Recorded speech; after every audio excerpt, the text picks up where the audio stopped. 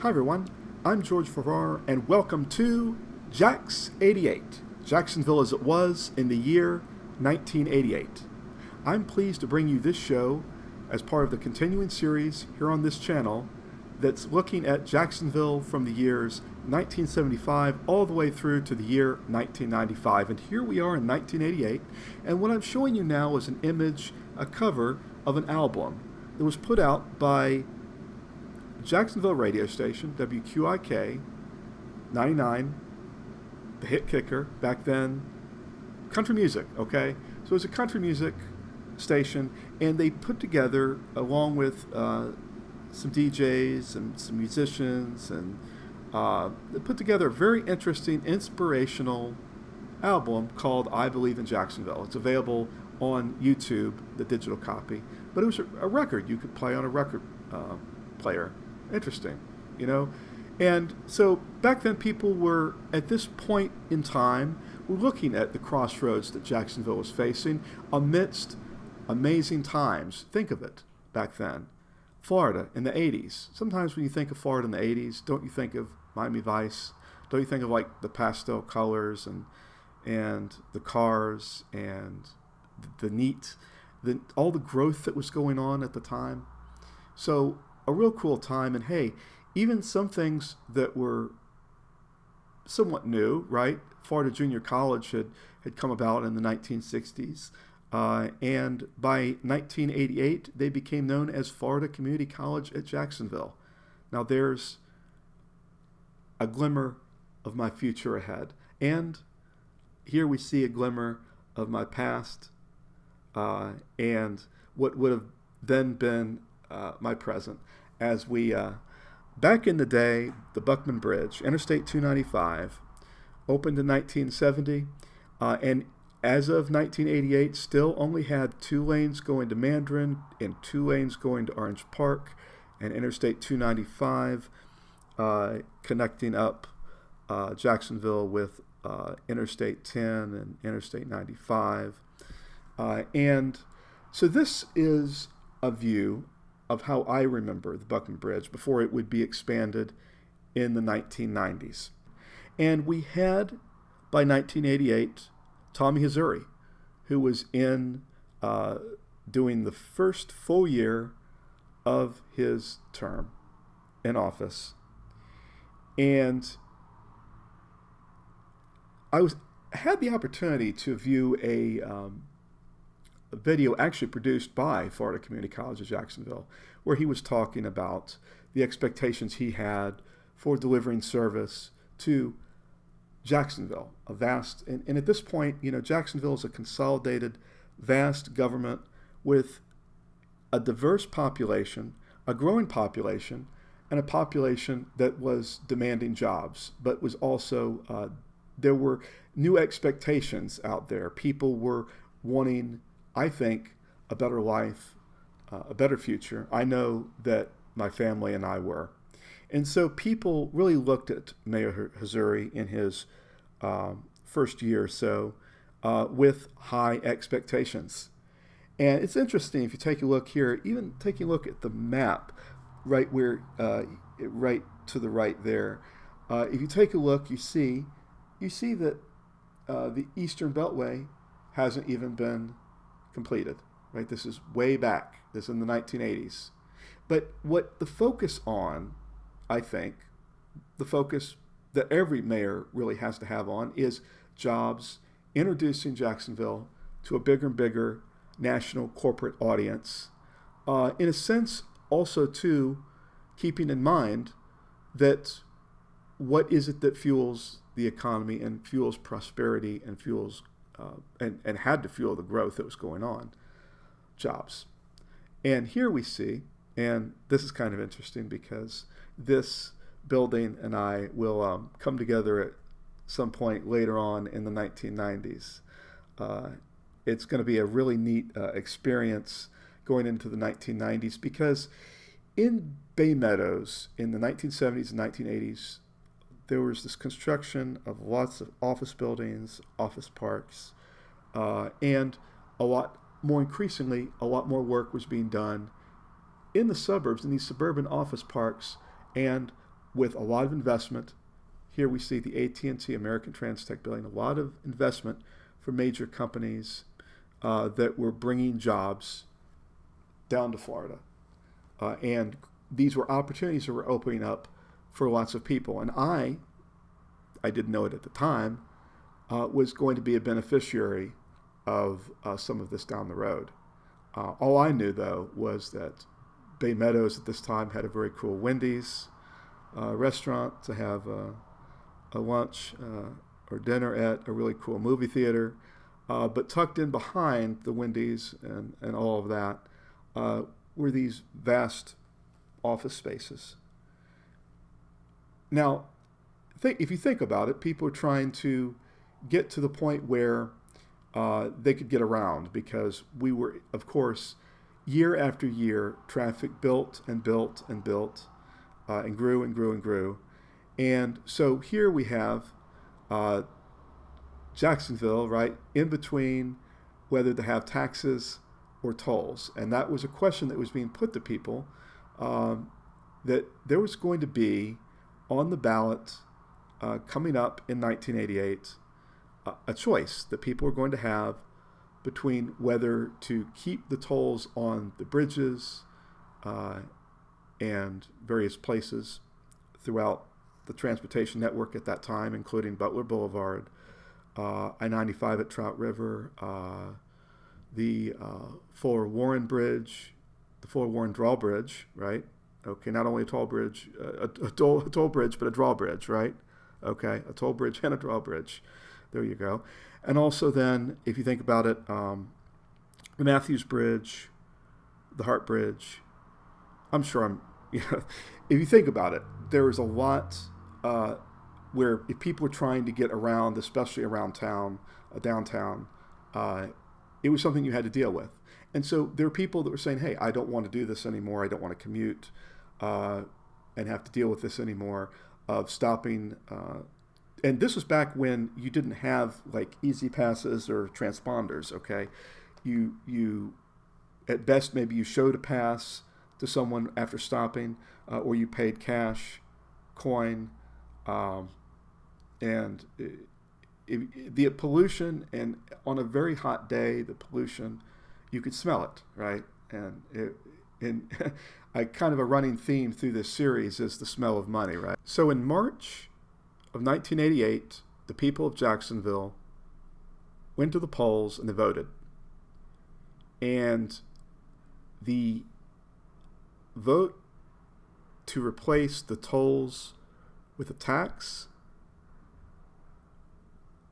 passed, but it passed by a very, very, very close, razor-thin margin. So it's an amazing time for Jacksonville, because this was though the margin of victory was close, it was nonetheless victory. Now, the tolls won't actually be removed until 1989. But this was a big move for Jacksonville. If you can imagine how it may have been if the election had, say, gone the other way. With this vote, less pollution, more mobility, fewer reasons for people to say, hey, I don't want to go downtown, or I don't want to get on the road and go where I need to go or want to go. And it was definitely a leap forward for Jacksonville. And I think sometimes that's not recognized as much for what it was at the time. 1988 was also a presidential election year. So 1988 had a presidential primary for both the Democrats and Republicans, because 40th President of the United States, Ronald Reagan, was limited by the 22nd Amendment. So the choice, when it came down to it, ultimately in November 1988, the people of Jacksonville, by a majority, voted for George H.W. Bush for president, the Republican.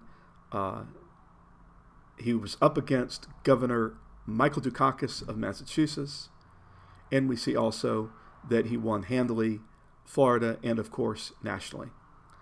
So 1988 was a year I remember because I really began thinking about Republican politics and who was really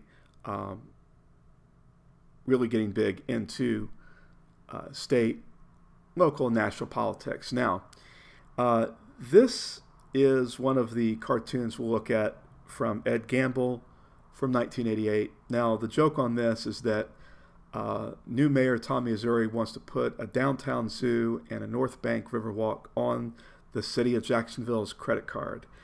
He wants to borrow money and do things and put something exciting out on the river, and you have to borrow money for it. Ooh, Well, it's interesting in some ways because you do see some of the irony, right? I think that if you look back with Tommy Hazouri, at least looking at that first year or two and his initiatives, which are very important to have good, powerful initiatives when you start out your term of office, he was very well focused, right? Let's get the tolls off the bridges and the roads. Let's deal with pollution. Also, let's work with what we can do to attract corporate, professional work and in financial services, okay? Jacksonville was already renowned as having a lot of insurance companies. Well, American Express comes along, credit card and travel services company comes along and opens up a new facility in Jacksonville, along with other facilities are opening throughout the 80s and into the 1990s. And here we have another Ed Gamble political cartoon. Now this one talks about a stipend that looks like that would have gone to city council districts. Now, the interesting thing about it is sometimes you see some of that, and it's an echo into the future because if you think about city council people, for a long time, having read all that I did about Jacksonville politics, you could always count on a city council person having some money squirreled away somewhere for their people, right? So, interesting stuff, okay? So that was the neat thing about newspapers, right?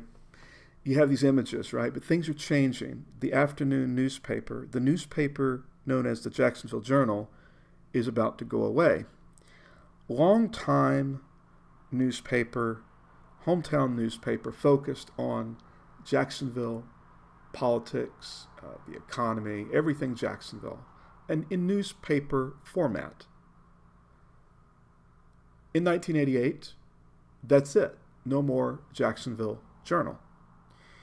And I remember, of all places, in English class at DuPont Junior High, and this being a big thing, okay? Of course, English newspapers everywhere. Very much back then, you got newspapers in the classroom, and you were just huge newspapers, and of course the Sunday paper, things like that. Now, here's one thing that was interesting and worthy of note to me. It caught my eye as a youngster in 1988. The Morning Glory Chapel Funeral Home, there emerged to be a scandal. Dozens of poor, indigent people were not buried appropriately.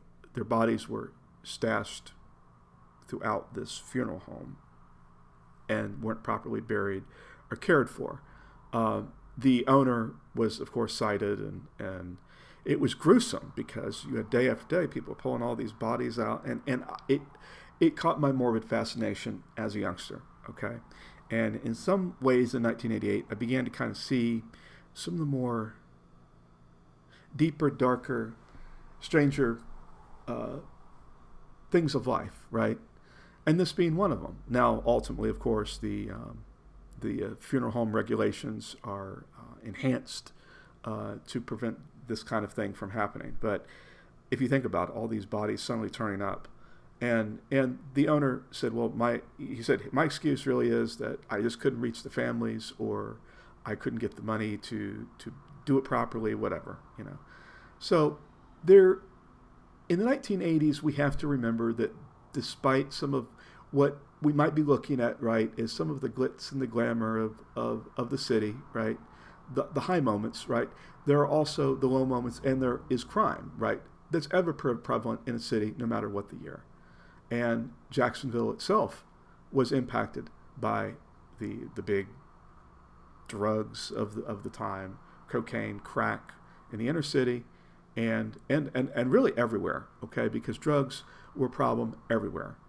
And you would see kind of with this Folio Weekly cover from 1988, we see, hey, people are getting a little bit more aware of all of this crime, street level crime, drug dealing, gangs. This starts to really get more and more on people's radars, and people also start to behave accordingly. In some cases, stores downtown moved away, closed up shop. Now, it was an interesting time to be a seventh grader at Matthew Gilbert, seventh grade center. Okay, back then it was sixth grade centers and seventh grade centers. So I had R.V. Daniels' sixth grade center, and so by 1987, going into the cold winter of 1988, and I do mean cold winter of 1988. I'm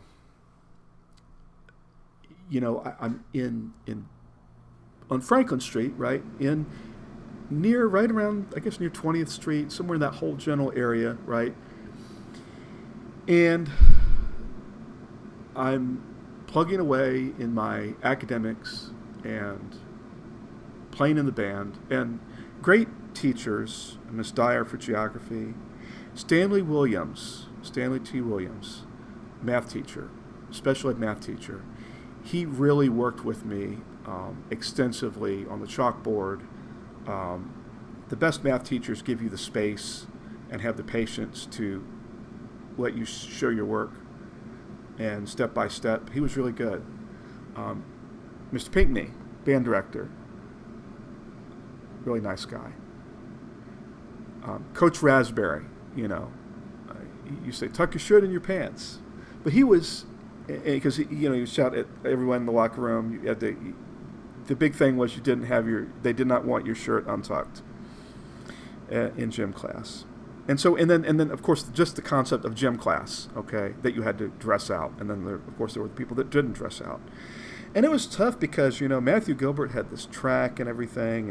And I wondered, well, how would I get along with Coach Raspberry? Okay. Coach Raspberry, Mr. Pinckney, Stanley T. Williams, great African-American professional educators.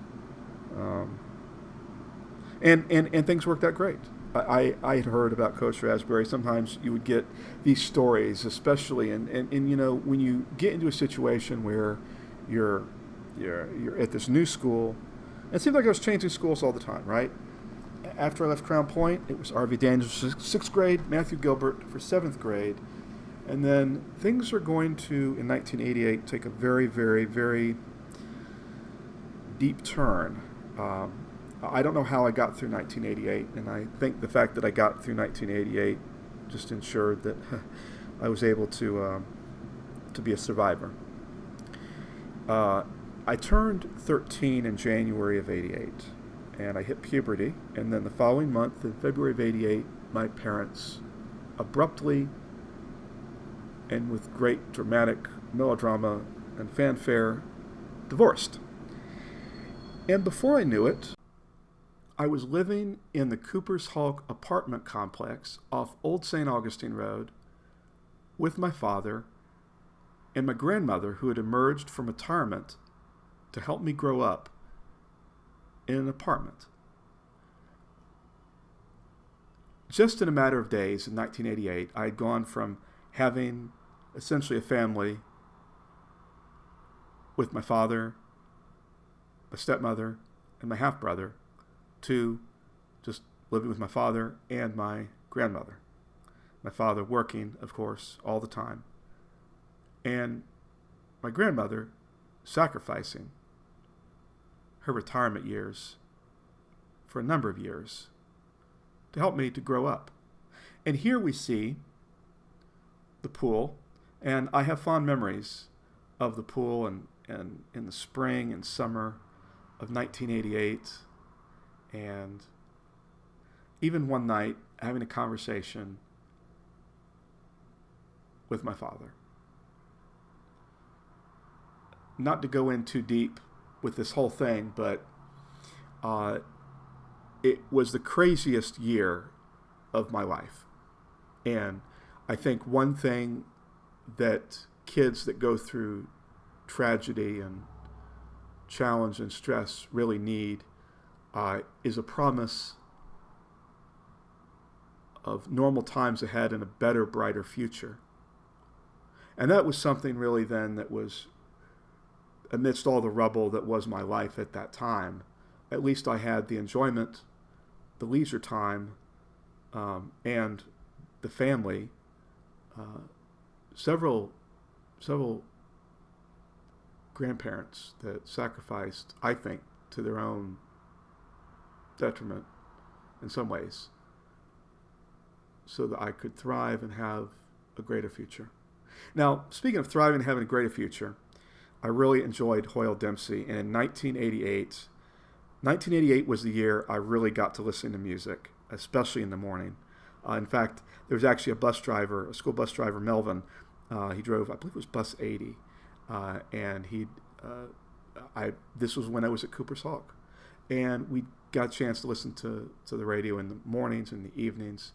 I really lived for the music, the Hoyle Dempsey and his show and his antics and his commentary and his way of talking. And I would listen to Hoyle Dempsey for years.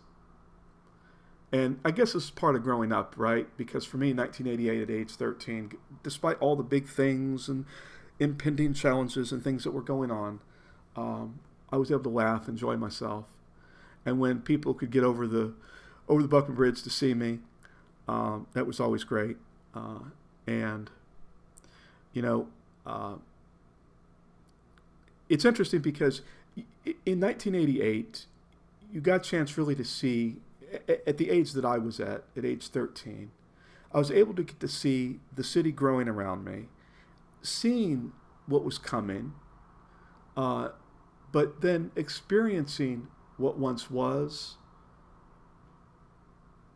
tempered by the constraints and the issues and stressors I had, but knowing, hey, in 1989, no tolls. It's all up from here, right? And hey, maybe one day they'll widen the Buckman Bridge, right? Okay, so it's interesting when you look at things in perspective. I hope that you've been enjoying these year-by-year series shows spanning the years 1975 through 1995. We're, of course, have finished 1988. We'll move on to 1989 later on, and then on into the 90s. Can you believe it? We've already done 1975 through 1988. I want to thank you all for your support over the years, I hope that you're enjoying these shows. The best is yet to come. Take it easy. See you later.